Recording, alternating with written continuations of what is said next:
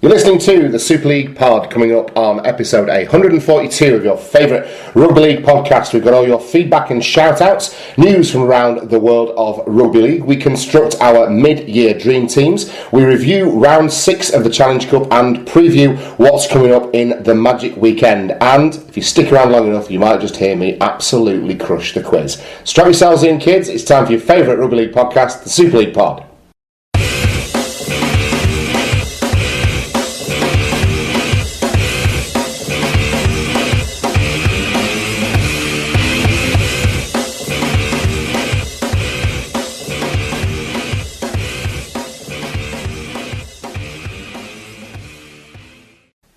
So, hello everyone, welcome to the Super League Pod. For the 142nd time, Mark, we are edging ever closer to the big 150, but for all our regular listeners, here we are again on a normal Monday night, ready to bring you everything Rugby League based that's been going on in the world this week. How on earth are you, my friend? I'm good. I'm quite looking forward to this week's show. Got loads to talk about. Yes. Some interesting feedback questions. We'll wrap up a bit of Lions tour chatter. Yeah. Yeah, we've managed to squeeze in Rangi Chase, so we'll see how we get on. Like so many Wakefield lasses before us, we've managed to squeeze him in for one last go round. So how's your week been? My week's been lovely, thank you very much. How did the gala dinner with Blackpool? With Thornton Cleveley's Rugby Union? Yeah. It was good fun. It turned out there's a few lads that played up at Scorpions there, so I recognise a couple of people as well. You know how these things are. I'm a bit Didn't you run into one of our listeners? I'm a bit hazy on the details. No, I ran into a lad who reckoned he knew about the podcast and wants to be on it. He's not coming on, but he knows Josh McAllister. Ah, right, okay. So that's how we got talking, because he and I think he and I were talking about. I think we were talking about Rugby League generally. And then I mentioned the podcast. I went, I listen to that. Yeah, Super League Pod. Do you though? Do you really listen? Yeah. I listen. I'd love to be on a podcast. That'd be really good. I don't think I'd be safe to have on. I wouldn't think he was necessarily safe to be let out of the house, this lad. But I was talking about this. In fact, I think a couple of lads from Blackpool Stanley do listen, actually. Do you know Josh McAllister? At which point he was very excited because he does know Josh. So me and this lad took a picture and tweeted it out to Josh. That was the short version of that. That's what I recall. I assumed the lad must have listened to the show. Actually. Well, he seemed to think he did, but I quizzed him on Rugby League a little bit just to see. I gave him a bit of an audition outside the front of the Imperial in Blackpool. Right, how did that go? Well, let's put it this way: if you fail your audition with me, he's certainly going to have failed it with you. So he hasn't moved through to stage 2 of Super League podcasting hostmanship, or whatever we call it. But that was pretty much the big event of the weekend. And then Eurovision, I caught up on Eurovision with Emma on Sunday afternoon when we were recovering from our hangovers. Thoroughly enjoyed the Eurovision. In fact, stay tuned. I enjoyed a bit of Eurovision. I love the Eurovision Song Contest. In that, I thought was it Azerbaijan with the horse? The man on a horse on a ladder. That was incredible. Did you not think the big Croatian? Oh yeah, he was brilliant as guy, opera singer / it was like listening to Pavarotti and Sam Smith do a duet. I thought he was brilliant though. Yeah, absolutely brilliant. Those two stood out for me. What did you think of the eventual winner? What did you think of the Portuguese lad? I thought he couldn't give any shits, could he? I thought he was really engaging. It was cool. It was nice to see someone be so laid back about it. Yeah, he didn't care. No, he was absolutely... Well, I'm led to believe he had some pretty serious health issues. So you don't want to get too excited. What I'm saying is there was a shade more perspective than some in terms of like the level of... Do you know what? His just seemed to be sat there. His song completely bypassed me and Emma when it was on. We were watching, but not watching. Right. Do you know what I mean? We were probably spending more time eating cheese than watching. Yeah. See, I enjoyed it because it was so different from everything else, and it drew me in, and I thought it was a classic sounding old jazz ballad, wasn't it? And yeah, fair play to the kid. Fair play to the kid. But yeah, he was so laid back. He was horizontal, wasn't he? Where everyone else is like, we're going to flash around and going crazy for Europe and all that. And then it was quite refreshing to see someone being a bit more laissez-faire about the whole process. What did you make of the hosts? Well, I love that whole cheesy... It was awful, wasn't it? Hi, let's listen to Eurovision. It was so good.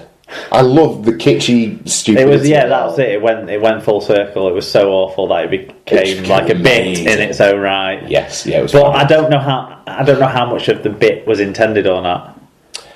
I anyone. Yeah, that's the thing. I suspect. I thought the blonder one was a lot more actually tuned in with reality. Nikolai Lechky did a decent job, didn't he? The greasy-haired one. Yeah. Yeah. Well, there was Nikolai Lechky, and then there was skinny Jason Segel. That was how we came to know them. Right. And yeah, young Nikolai did a decent job. Skinny Jason Segel, less so, I would say. But he always had this perma grin on his face like that. So they both did, yeah. It was awful. They did a bit about it at one point. Wonderful, absolutely wonderful. Shall we talk about rugby league and who Let's can get do in touch with that. So we start with Mark at Wilco2205. He says, "Now then, lads, from our perspective, Huddersfield fans' perspective, Mamo is the cool stepdad who buys you an Xbox and takes you to Auckland Towers on his motorbike." Style over substance there, Mark, I'm afraid. Style over substance. Mitchell Dart says, "Top ep. Lads, went okay with the trivia. Knew Johnson was born in Germany, as I'd looked over his Wikipedia profile only last week." Wow. Did you see what I spotted on Louis McCarthy Scarsbrook's Wikipedia profile over the weekend? Has someone been playing with Wikipedia? It's got his nickname as Fat Gareth Bale and has him as a professional Gareth Bale impersonator. That's funny. I like it. I love the fact that you can edit Wikipedia. That is superb. Have you seen the one on Wikipedia where people can edit the members of So Solid Crew? No. If you ever get a chance to Wikipedia, it's just Wikipedia So Solid Crew, and it starts off with the list of the original members, and obviously people have gone on and edited it and edited and edited it, and at one point there's the concept of Disappointment is a member of So Solid Crew, and it just gets sillier and sillier. It's worth a look. Has it never been like moderated? I suspect the So Solid lads are... Because most of them end up being turned back, don't they, to what they should say in time. Well, I'd have another look. My favourite ever, and we've probably talked about this before, was Cheryl Cole, or whatever she is called now. At one stage, years past... Fernandez... Oh no, she's divorced him, hasn't she? Already? Yeah, she's had a baby with one of the One Direction boys. Yeah. No, she's just called Cheryl now. She doesn't have a surname. She's like Prince or whatever. Transcends surnames. But she had a... She had at one point someone updated it to say her marriage to the footballer Ashley Cole is one of convenience due to her being a racist and him being homosexual. Well, I think it's important to remember what an horrible racist she is. Yeah. So let's. We don't know if she continues to be racist. I suspect she has no reason to be now that she got loads of money. Yeah, it's probably chilled her out, hasn't it? Maybe so. Stick her back in Jarrah. Or like children and stuff. You would hope so. Yeah. You'd hope so. Horrible tattoo on that woman. Right, who's up next? Ethan O'Gorman said, "Another brilliant edition of Super League Pod. Always listen on the way to college and well worth it too. Keep up the good work, Mark and Tom." There you go. Thank you very much, Ethan. David Powell at St David 2911 said, "Loved hearing Barry Mack use Tom's Strap Yourselves In Kids on Sky Sports last weekend." There you go. We started a movement. We just need a now then, lads. I think if we have a good enough chat with him when we'll run into him at the Summer Bash, Basil Slipper now then lads in for the boys watching in ours and that. I reckon we'll put... Yeah, I think so. We'll see. Brian Davies said... I don't like the idea that we suddenly consider ourselves the puppet masters of Barry McDermott. I think this could backfire on us quite seriously. It's a give and take relationship. We retweet his charity endeavours and sponsor him and stuff, and feed him his lines, and he gives us like a little bit of an in-joking Easter egg type thing for our boys. And it makes our little days. Cheers, Barry. Yeah. Brian Davies at Brian Davies 12 said, "Brough is 80% a really good player, 20% a proper bellend. That's too high a ratio of bellend. Tom sits on the fence again, I believe." There you go. Well, I'm just saying what I think. I think Brian. I would suggest Brian might be inclined to agree with me. I think it was tongue playing. And having reviewed my stats, I'm not entirely sure that 20% is a big enough number. I think I maybe moderated it down. I don't know. Can't remember. I'll listen back. Sarah McKenzie at Scoots28 Max said, "Disappointed my comments about last week's Super League pod didn't get a mention. Crying emoticon face. Might not get in touch anymore." Well, that is a massive clerical error then. Or did she not get in touch? She might have done, but I didn't spot them when I was rolling back over the week's stuff or something. I don't know. Sometimes I miss stuff. I'm not 100%. No. You're 80% genius. Do I not have like a quality assurance like pass mark? And surely it's not 100%. I build in a margin of error for you of around about 3%. So if you're operating between 103% and 97% quality, then I'm happy. So that's okay. But we certainly didn't exclude you for any reason other than not having seen your Scoots. Yeah. Cool, blimey. Mark Butler at Mark Butler 1978 said, "Super shows always. Call me when the spin-off show about the perils of step parents is happening. I've got loads." We have ripped the lid off a lot of off a lot of wounds here. Ripped the lid off a lot of wounds. Torn the scab off a lot of wounds in the last couple of weeks. We have mixed a lot of metaphors too. We are, aren't we? Just it's a game of three halves, Mark. Rich Wilkinson said, "Sorry, did you see Bob's poll?" Yeah. I can't remember who won. I suspect it might have been Logic.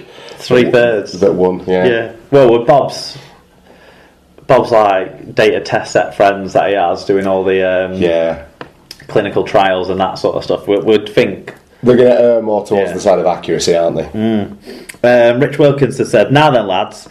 So proud of Now Then, lads. Yeah, definitely. Yeah, absolutely. No, that's is Mr. NTL himself. Yeah.